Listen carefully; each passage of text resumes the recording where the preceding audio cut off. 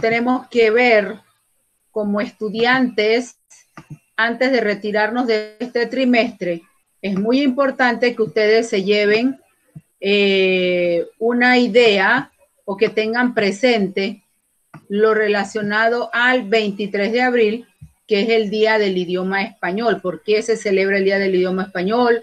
¿Quién es la máxima figura de esta literatura? ¿Cuál es la obra cumbre de este autor? ¿Ya están viendo la diapositiva? Sí, profe, Sí, ahí se profe. ve. Ajá. Bueno, en esta tarde vamos a hablar de la vida, así muy por encimita, de Miguel de Cervantes Saavedra, que es considerado la máxima figura de la literatura española y también forma parte de la máxima figura de la literatura universal. Primeramente hay que decir que él fue un novelista, fue poeta, dramaturgo y hasta fue soldado español, que escribió cualquier cantidad de obras literarias en los distintos géneros, incursionó en la novela, en el teatro, en la lírica, y que su obra más importante es el ingenioso hidalgo Don Quijote de la Mancha. Miguel de Cervantes Saavedra, también conocido como el Manco de Lepanto, nació el 29 de septiembre de 1547 en Alcalá de Henares, España, y murió el 22 de abril de 1616 en España también. En otras referencias pueden que encuentren que el 23 de abril, que por eso ese día es que se celebra el Día del Idioma. Este señor participó en la batalla de Lepanto, como ya se los dije, él era militar.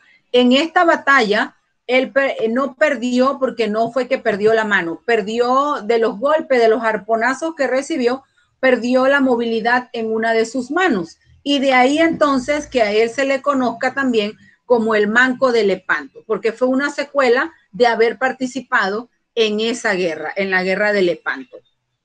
Estuvo prisionero, como era soldado, estuvo prisionero de los turcos y pasó 5 años preso en Argel. Para poder salir de ahí, un amigo fue el que pagó el rescate. Si no, hubiera muerto allá en manos de los turcos.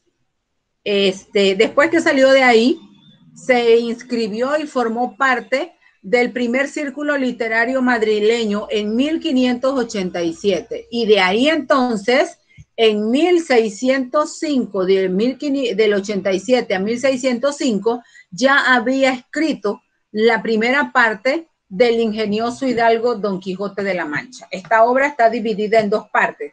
La primera parte la sacó en 1605. Después de eso, ya para 1613, empieza a incursionar en las novelas ejemplares y presenta en 1613 la colección de novelitas ejemplares, que son novelas cortas y que las recogió todas en un libro que se llama Novelas Ejemplares. En 1614, o sea, un año después, publicó El viaje a Parnaso y ahí incursionó en lo que fue en las obras en verso. En 1615 incursionó en el teatro cuando publicó las comedias y los entremeses.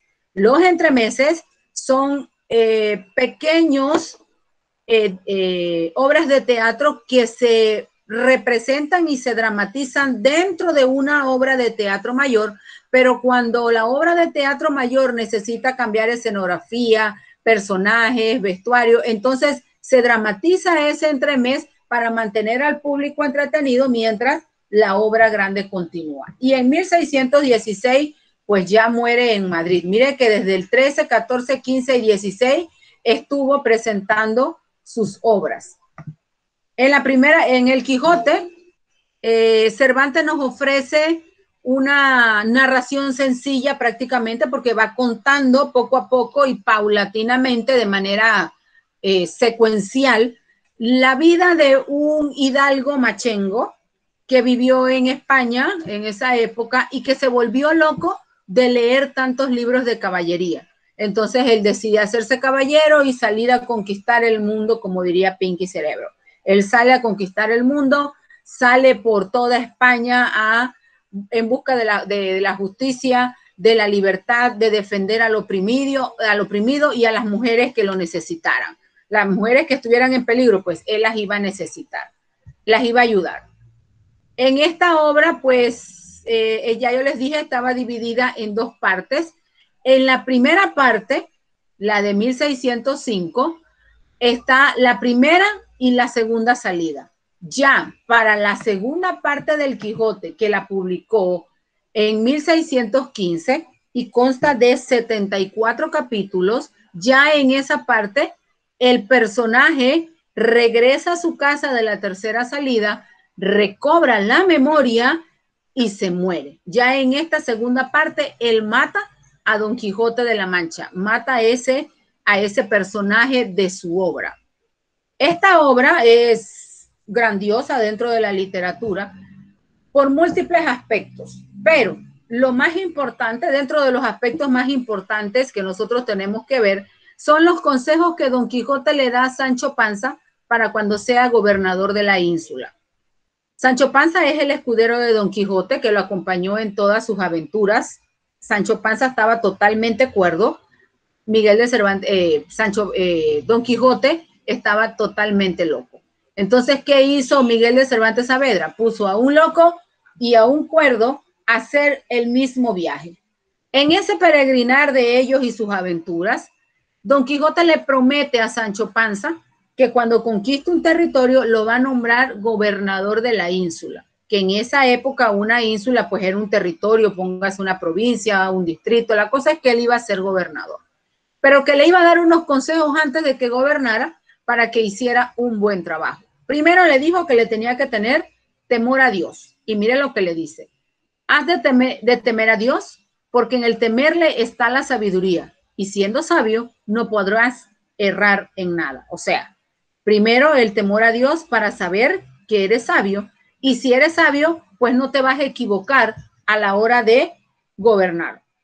La segunda dice: has de poner los ojos en quien eres, procurando conocerte a ti mismo, que es el más difícil conocimiento que puedes imaginarte. Del conocerte saldrá el no hincharte, como la rana que quiso igualarse con el güey. Primero manda a que uno se conozca, o el gobernador, el Sancho Panza, se conociera a sí mismo para que no se creciera y no se fuera a creer cosas que él no fuera. Y todos estos consejos están secuenciales, están en cadena, porque mire la que sigue: haz gala, Sancho, del humilde de tu linaje, y no te desprecies de decir que vienes de labradores, y preciarte más de ser humilde virtuoso que pecador soberbio. Después que le dice que tiene que conocerse a sí mismo, le dice que cuando vaya a ser gobernador no puede olvidarse que él viene de una familia humilde de labradores, porque es mejor ser un humilde con virtudes que un soberbio con pecados, porque la soberbia es catalogada como uno de los pecados capitales. Entonces él le dice que preferiblemente que sea humilde a que sea soberbio, o sea, que no olvide de dónde venga. Después le dice que debe ser virtuoso, y que al ser virtuoso debía hacer cosas virtuosas, realizar acciones virtuosas, que no le envidiara a los señores o a los príncipes, porque esos títulos se heredan. Esos títulos se heredan, igual que la sangre, pero la virtud no la podía heredar de nadie, ni nadie se la iba a heredar a él, o sea que era propia de él como persona, y que no era necesario, posible, que él fuera a envidiar un título de príncipe o de nobleza cuando él lo que tenía como eje principal era la virtud. Que su eje también, que su norte era descubrir la verdad por entre las promesas y dádivas del rico, como por entre los sollozos e importunidades del pobre.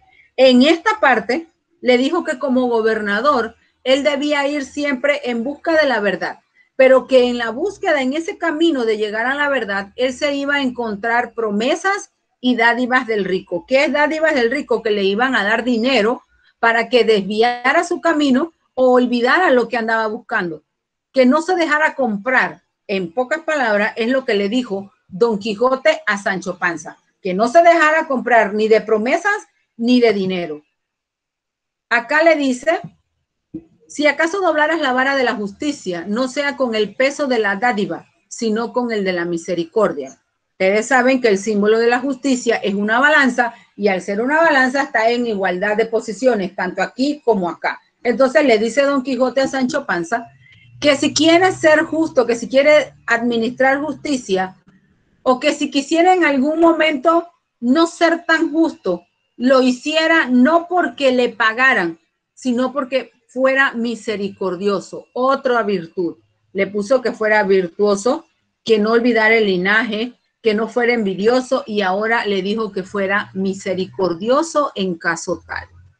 Le dice también que si por algún momento una mujer hermosa viniera a pedirle justicia, que no se dejara guiar por la belleza, ni por las lágrimas, ni por nada, sino que escuchara claramente lo que la mujer le estaba pidiendo para no equivocarse a la hora de querer ayudar a la mujer, porque el hecho de que fuera una mujer hermosa, que fuera llorando y que le estuviera susurrando cosas en el oído porque quiere sonsacarlo, que no se dejara, porque él tenía que prestar mucha atención a los requerimientos de esa persona. En ese caso puso una mujer, pero perfectamente podría ser un hombre, que no se dejara llevar por eso, sino que tratara de ser lo más recto y justo posible.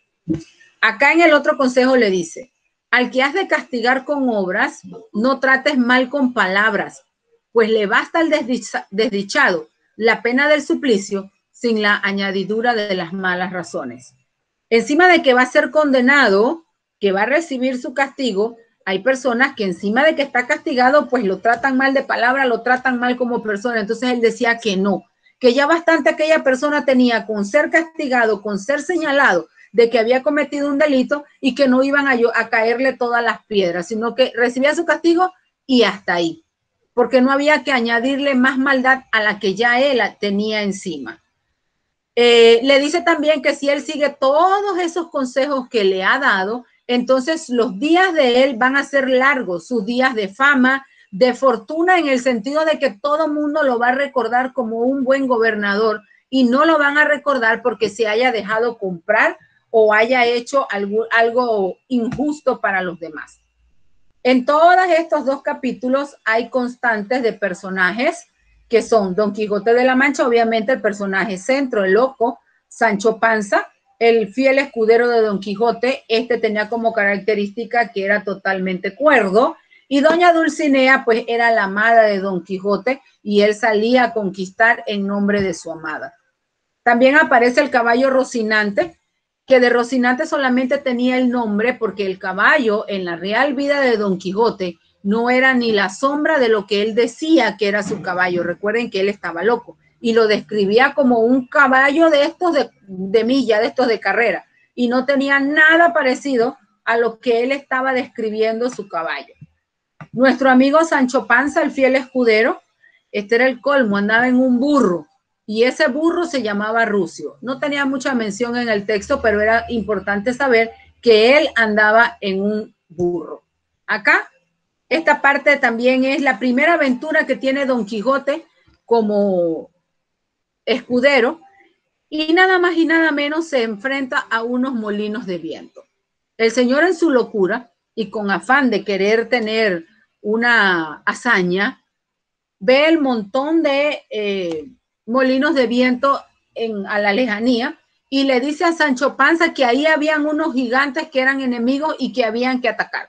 Invitan a Sancho Panza a que Sancho Panza lo acompañe a la lucha con estos gigantes, pero como Sancho Panza sí estaba de acuerdo, le dice lo siguiente a Sancho Panza: mire vuestra merced, que aquellos que allí se parecen no son gigantes, sino molinos de viento.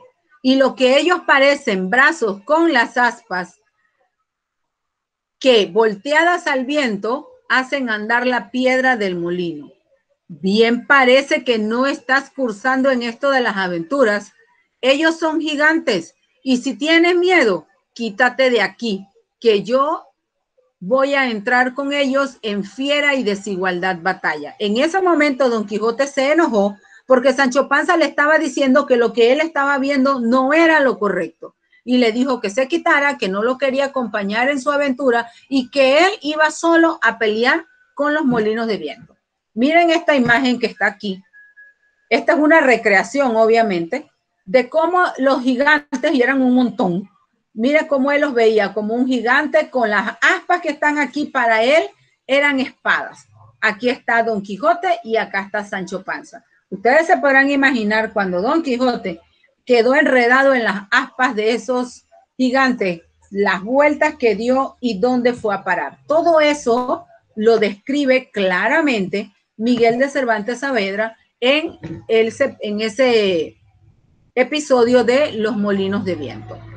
Ya entonces, terminando de ver lo que es la estructura y el contenido, ciertas partes, porque tiene muchas, Don Quijote de la Mancha, vamos a ver entonces el 23 de abril como Día del Idioma Español.